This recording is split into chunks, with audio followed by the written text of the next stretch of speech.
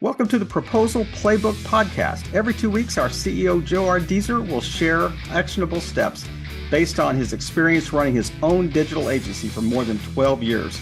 He will teach you how to write proposals that eliminate scope creep, productize your offering, and increase profitability.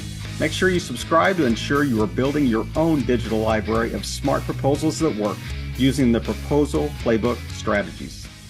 Welcome back to another episode of the Proposal Playbook with Joe Ardeeser. My name is Kevin Pruitt. I'm the host and honored to be here. But Joe, thanks again for joining us on the Proposal Playbook. Excited to chat today, Kevin. So we kicked it off a couple of weeks ago with a great episode, really talking about just the importance of proposals and just all the kind of the quality steps and the things that you mentioned last week. That just a really quick recap, just how important it is to write quality proposals. Why? How does it affect morale? How does it affect the systems that you have in place? And how is it part of the systems that you have to have in place? And especially, how does it affect your bottom line? Just the whole idea that this is an often, maybe misunderstood or underutilized or even neglected part of the process. And this is one thing that we're trying to elevate the importance of writing good quality proposals and just the knock-on effect that it will have. But this week, we're going to talk about just the whole idea of not repeating yourself. How do you build on the offering catalog that you have for your company? So unpack that a little bit for us, Joe. Yeah, I'm excited. As I mentioned in our first episode, understanding the idea or hearing the idea of productizing your offering really, really changed things for me. And one of the things, maybe, we're getting, our audience is getting to know us a little bit here. A quick little rabbit trail. I'm in a kind of an interesting position because not only did I make proposals myself, but I thought so critically about them in order to actually create a proposal platform. So there's just so many details, and it's not like you have to get all of it, right? But if you start getting into these different categories and optimizing, lots and lots of fruit there. Okay, so cataloging, creating a catalog of offerings. Rephrase the question, Kevin. What's a good place to start with this big topic here? Well, just the idea of just not repeating yourself. What does it mean to really build a clear catalog services product? Yeah, the first thing is you really just have to start thinking about things differently. Okay, so many businesses, so many agencies will just simply grab an old proposal, they'll duplicate it, and they'll change it. The problem with that approach, Kevin, is you're not thinking critically about what you're actually offering. It may not make a lot of sense to do it exactly how you did it previously. So what I want listeners to think about is sit down with a blank piece of paper and ask the question, what do I offer the world, right? What does my business have to offer? And by the way, I'm most versed with service-based businesses, okay? I think that's the kind of the core audience for this podcast. But the first thing is just think through, what do I want to offer the world? What are my services? Outline that, and then I think the process of productizing is simply going into each one, and as I said in episode 1, building a fence around it, defining it in a structured way, and this is key, so that it can be reused. Okay, so that's the high level idea of productization. So is it? There seems to be some parallel even with you're like productizing even the proposal. When we talked about in like episode 1, the being clear to avoid scope creep, the whole idea behind that. It seems like to me that you're kind of doing that on a slightly more granular level around the product itself. Clearly define it, clearly, so it's understandable. You have every element of the service, included in this kind of brief, concise description, around that. Is that kind of what you're leading to? Yeah, and actually that kind of makes me think of one of the questions someone might have is how detailed. Great To be question. clear, the end game of this exercise or this idea is 10, 20, 30, 40 reusable line items for specific services that you offer so that they're reusable. Okay. One of the smaller ideas in this concept is or one of the questions is how much detail do I go into? Okay. And because you might think, well, I don't want to be detailed. I don't like this methodology. Okay. Listen, you don't want to be overly detailed so that you really pigeonhole the whole thing. There's no room to move and it's way too much to digest to your prospect. Okay. That's ditch over here. Yep. The other ditch on the other side is you're too vague. Mm-hmm. Okay. What you're trying to do when you're defining a line item is you're trying to establish the spirit of the work. It's okay to veer off, but you're not going to have something double or triple or quadruple in size if you've appropriately, listed out 3, 4, 5 bullet points on what you're actually offering. Let's camp on that for just a second, because I want to make sure that I play the part of our audience well and ask really good questions. So yeah. It almost sounded like the thing you just said was almost a little contrary to things we talked about, in the first 2 episodes. So you said it needs to convey the spirit of the product. Right. I would think almost the flip side of that says actually the spirit sometimes would be a little vague versus the letter. Yeah. So that's help my thinking there.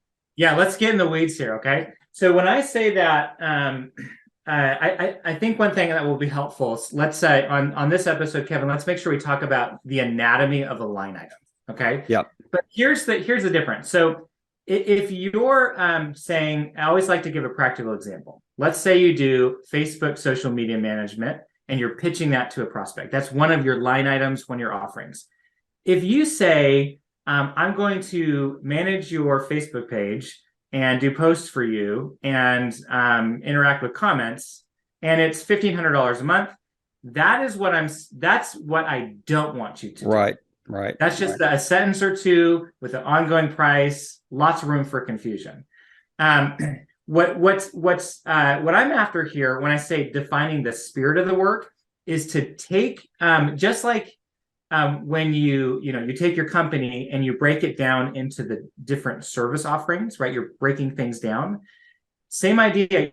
You're going to take your line item and you're going to break it down into the actual work items. Okay. Mm-hmm. I like to, in a line item, I like to have maybe 3, 4, 5 bulleted lists items of what's included. Okay. So with Facebook, okay, Facebook social media management, you might say work included, and then the first bulleted list item is 5 posts per month. Okay.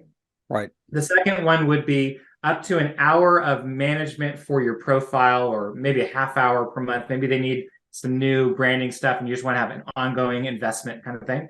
And maybe the third bullet point is interact with 50 or so 50 comments per month. Mm-hmm. Okay. That's a big kind of oversight with an offering like this is the comments. I know someone once pitched me on social media management and I thought, this is great, but I know the algorithms want you to interact with the comments. And Absolutely. So if you're just doing posts with me, yep, for me, is that valuable enough? So, okay, so here's reining this in. That's defining the spirit of the work when I say mm-hmm. that, so that I have some handles to grab onto. Now, I can do 60 comment interactions, Kevin, if I want to, right? I could do 53, 54, but there's no reason I should have to do 100. Because I can grab onto the spirit, the scope of that offering, and I can say, well, really, we only allow for 50, but we'll do an extra 5 this month, and then we'll get back on board next month. Does that make sense? Yeah, absolutely. That helps clarify that, and you did mention you wanted to circle back kind of on the anatomy of that. So let's keep kind of walking down that path, because we're in the same. Certainly the same stream that we want to be in. So unpack that a little bit for us. Yeah. So what I'll do is I'll use an example here, and I think I'll just do the Facebook one. So we've already kind of worked through that. So here's the anatomy, and if you want to see some more examples of this, I've got some sample proposals on Smart Pricing Table that really show this setup. I suggest this to all my customers. Here's how I generally set up line items. So the first part is a summary sentence. Okay. Manage Facebook comments and or posts and comments for customer so as to produce this result, et cetera, et cetera. Okay. So just a sentence or two that describes it. Then what I like to do is say work included or details or features or whatever, followed by a bulleted list. I really like bulleted lists, and I like this format because, Kevin, you can kind of imagine, like, if you were scoping this out, it's fun to break things down, right? It's kind of like, when you're a young boy or a young kid and you're breaking apart like a car or something or a toy. It's fun to like get in there and see the smaller pieces. What makes it tick? There you go. Yeah, and I have young boys, so and I've spent a lot of money on toys that ended up in pieces. Right. So you're breaking down your line item, and so that I already went over some of these items. So like 10 posts per month or 5 posts per month, 50 comments, some time for profile optimization, that kind of stuff. Yeah. Maybe you also include follower, follower services where you help them actually get more followers, whatever the case. So spell all that out. You'll enjoy it. Your prospect will like it because it's easy to scan, right? Don't be too worried. Right. It's easy to scan. And it's a lot easier for you to price your line item because you've broken it down, right? And you can think, okay, what's the level of effort on that bullet point? What's the level of effort on that bullet point, et cetera, et cetera. Okay. 2 more items on my anatomy here of a line item. So the second to last would be any restrictions, okay? Limitations or notes or something like that. An example of this is this line item is limited to a max of 10 hours. Right. I can't tell you how many times that little line saved my butt, Kevin. Oh, there's no doubt about it. And it's amazing. We think like, well, the customer won't go for that. I tell you what, I have almost had 0 issues with that little clause. It saved me so much time. And I can give them 11 hours. I can give them a warning at 10 hours and give them extra, right? But I have handles to grab onto. If you want to control scope, then you have to have some kind of definition, the spirit, okay? All right, last part of the anatomy of a line item, I would say is upsells, okay? Give your customer or your prospect the ability to configure their line item. Okay, so here's an example with our Facebook social media management thing. Okay, additional comments. They can turn it on and then choose a quantity. And for every 50 that they pay, it's maybe $300 a month. Additional posts per month. Turn it on. Change the quantity. Maybe you have this little upsell that's follower count booster or something. And they turn that on and you say, we'll guarantee that we can get you at least 50 extra followers per week. And this is the cost. Okay. So what you have there is a structured, reusable element. That is so clear, not only for the client, but also for your employee. It clearly shows what does their job entail? What is the requirements? What are the expectations? Not just for the client, but for the employee as well. Yeah, doubles as an intake form and a project management tool because you can go back and you can view that offering, view the proposal, and get those details. Right. There's no doubt about it. Hey, we get it. Building proposals is a pain for most agencies. It drains your time and your energy, and the fear of putting in all that work and being ghosted is real. But what if I told you there's a better way? Introducing Smart Pricing Table, the game-changing interactive proposal software designed specifically for agencies like yours. Learn more at smartpricingtable.com. I like the whole idea of productizing, your service, Is that also include, you kind of outlined how to include this on a proposal. What is the structure? If you want to talk specifically about the structure, how is that different than just say the outline on the proposal? Yeah, well, with our app, Smart Pricing Table, what we do is we call that the scope of work page. Okay, so you've got all these other pages, biographical information, terms, etc. But what I found is that most customers care about your offering and your price, right? Yep. That's what they want to know. And so that's what we built the app around. And what I like doing is bundling line items together under headings. Okay, so maybe I'm doing a proposal for cold outreach and social media management. Okay, so I could say I could have like some initial setup. Maybe I have like a header that has a bunch of line items under it for initial setup for LinkedIn prospecting, initial setup for understanding your brand and your messaging and your tone and all that kind of stuff. And then I could have another section that's called ongoing marketing efforts. Okay. And then I have social media management, $1,500 a month. I could have LinkedIn cold outreach, $1,500 a month. And then maybe some other potentials. Then I like to group another section called additional items for consideration. And on this part of your scope of work, you're putting a few different items in there that you think they might be interested in. I can't tell you how often, Kevin, I had people turn things on, resulting in $2,000, $3,000, $4,000 extra on a project that I had no idea they were interested in. Yep. I had a hunch, but I wasn't sure. Just had to ask them. That's right. You put it on the table and people start to engage. Yeah, that is true in so many different contexts. The whole idea of, that they couldn't say yes because I never asked them. I never even laid it out there as an option. But you mentioned a little bit about, in this episode, certainly in the first episode, this whole idea of, I think you said, I freaking love proposals. I'm going to get you a t-shirt that says that. I freaking love proposals. I like that. I'll wear it on the wear it on the next show. That's right. So tell me how this would have an impact on the company, on the CMO or on the sales team or whatever. This whole idea, not only does it make it easier, it's almost like I hate to overuse the term, it's the Uber of whatever, but you almost are gamifying the process. Yeah. So talk about that and tell me even like results you've seen of other clients that have used Smart Pricing Table. Yeah, I have a customer. I love this. He basically said, like, this feels like it almost feels like a game. And he went on to talk about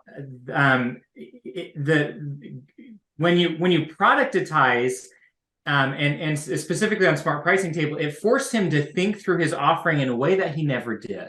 Yep. And so that's a really there's a lot of hidden kind of nuggets there that come from that. Talking about this is I'm very passionate about this. The whole you said I freaking love writing proposals, thinking about them.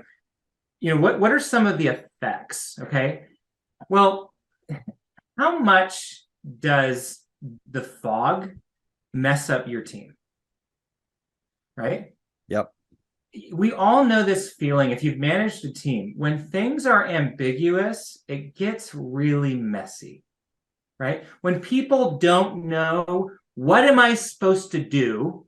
What are my expectations? What are the results we're going for? Like that actually can lead to paralysis with your team. Yep. Okay. So having clarity by having a catalog of your offering really builds confidence. It brings your team together. You've got alignment of thought. That's super, super helpful.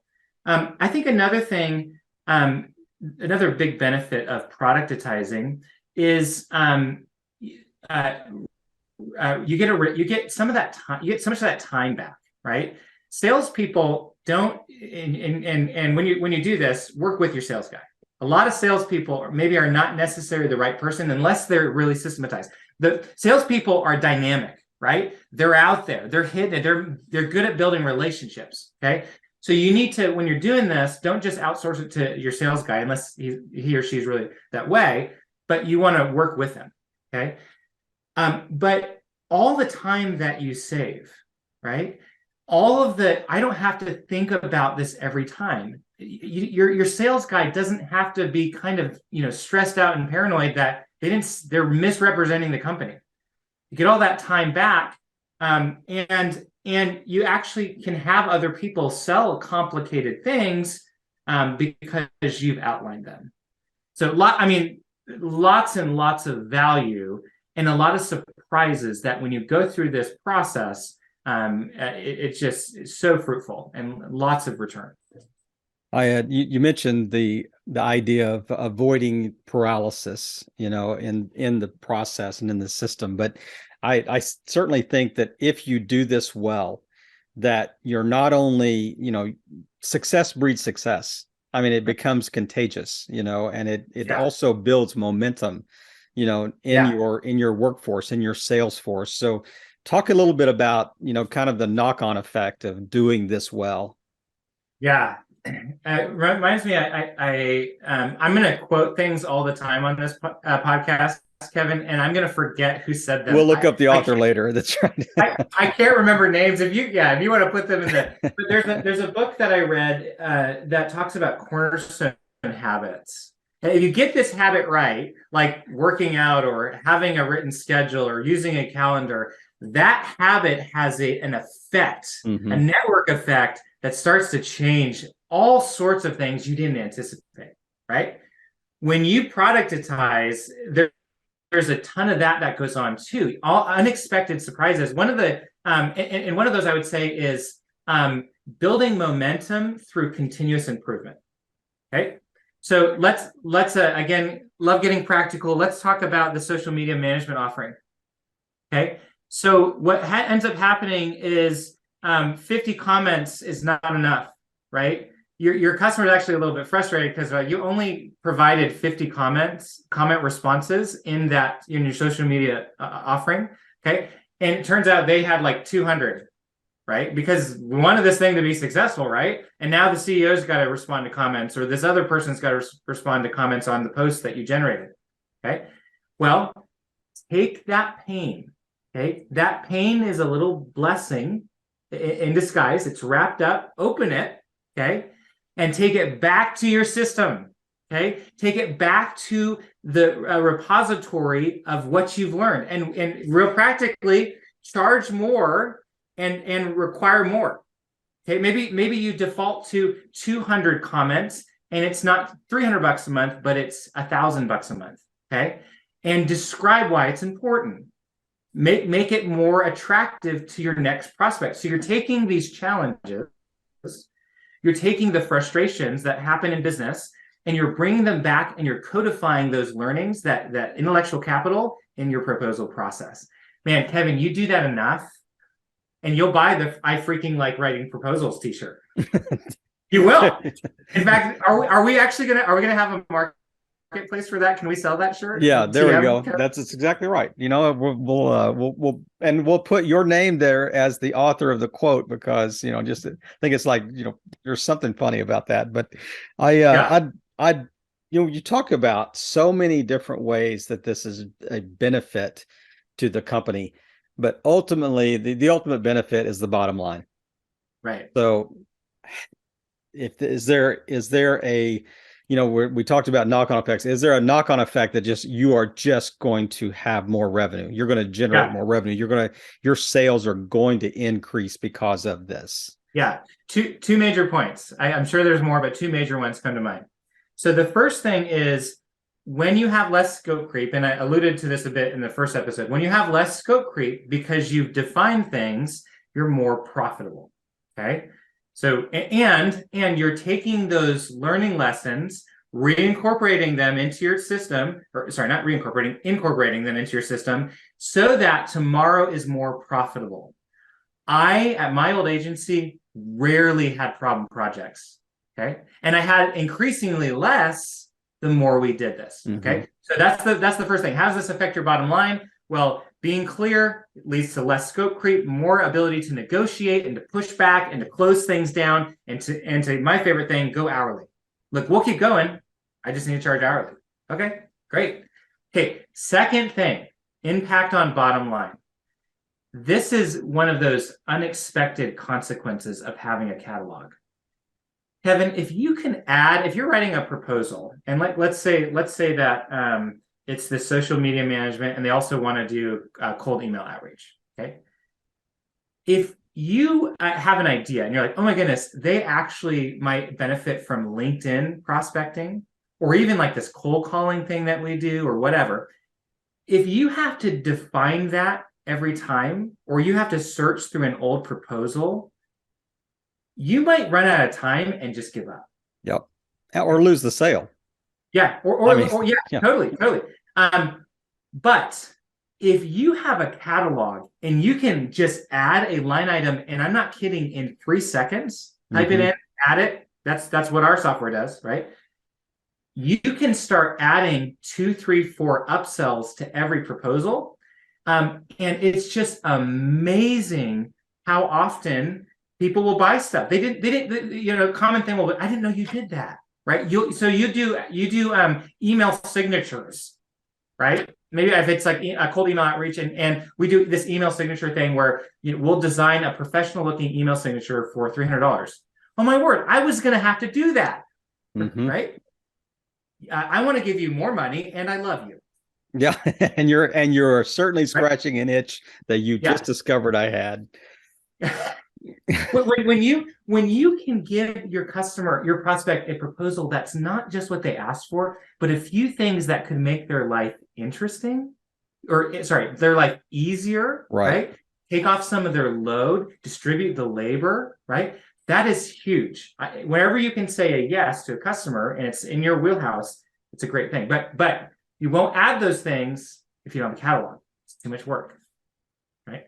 Man, you have covered so much in such a short period of time just around this whole idea of productizing a service. And I want to wrap up today with kind of my own, like the third party, summary of just a short, an analogy that comes to mind as you're sitting there. You mentioned in the first episode the whole idea of like the proposal review meeting. Imagine sitting in that meeting and your prospect says something that is a trigger that says, we kind of struggle with this. And you could immediately shift and pop in a module, a product, a service, real time, saying yes for an additional $200 a month, for additional $500 a month. It's right there. Yeah. That will sell. It just will. She'll say yes. Yep. And I can almost promise you, Kevin, your competitor's not doing that. There is no doubt about it. You have differentiated yourself from the competition. Right. Man, Joe, thank you again. I've got to get one of those t-shirts too, because you've made me I'm a raving fan now of writing proposals and just sitting here and just feeding off your energy as you're talking about these things, because it's not just about the product, it's about the impact that you've seen this have with companies. And I am so excited about future episodes that we really just talk about, foundational principles and just steps in the process. And I would love us to have a future episode, maybe even you doing one of these product reviews, kind of a demo. I think it would be great for those that are listening and watching on YouTube to be able to see. But wrap us up with just whatever the thought is that comes to mind that you think would just kind of tie but not just a neat little bow around this episode. Yeah, I'd say the bow actually kind of connects with what you just said, Kevin. Some of the listeners might be thinking, what does this actually look like? I want to see it, right? Okay. I would go to smartpricingtable.com and look at some of the sample proposals on there. And you'll see the anatomy of a line item in actual living examples, right? You'll see upsells. You'll see how things are broken out, and it will really bring some of the concepts that we brought here to life and make it really practical and straightforward. If you're interested, I love to do demos, and I love just, even if it's tire kicking, I love talking to companies about these particular principles as we're exploring the product together as well. So I love it, Kevin. I'm really enjoying our time together on episode 2. It's good stuff. Well, Joe, thanks again for just wrapping us up for the second episode of the Proposal Playbook. We're looking forward to future episodes, and just really want to provide value each time we get together, and certainly we'll include, important sites and URLs in the show notes themselves, so people can go and do a little more exploratory sessions on their own. But Joe, thanks again, man. It's great to see you again, and looking forward to the next episode. Likewise, Kevin. As we wrap up another great episode of the Proposal Playbook, I want to end with one question. Are you leaving money on the table with your proposals? Introducing Smart Pricing Table, the ultimate agency proposal software with built-in upsell features. Maximize your revenue today. Visit smartpricingtable.com/DAG to learn more and to download our free guide, The Profitable Proposal Blueprint. Thanks again for listening.